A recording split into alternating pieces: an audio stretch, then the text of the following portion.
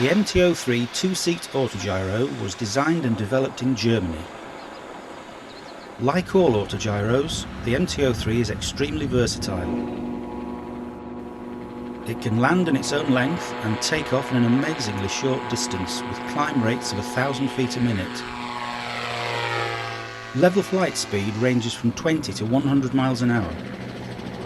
The MT-03 is dual control and is stable in high winds that would ground most ultralight aircraft. Autogyros are fast becoming a regular sight in our skies and at our aerodromes. That cylinder acts to pull the disc back to get the nose up. When you switch to braking, as you can see, that thing swivels round and it pushes the brake disc, the pads up onto the disc, starter disc, and it's just to stop those blades rotating so you can square them up. Go down.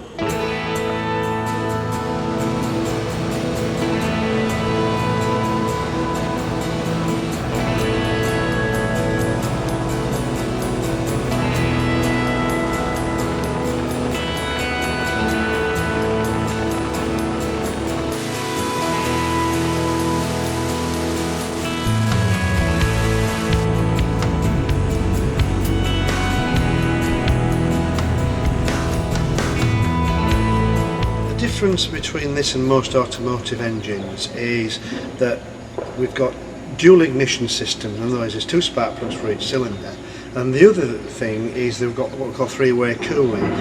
The lower end of the engine, the crankcase, crankshaft, is oil cooled.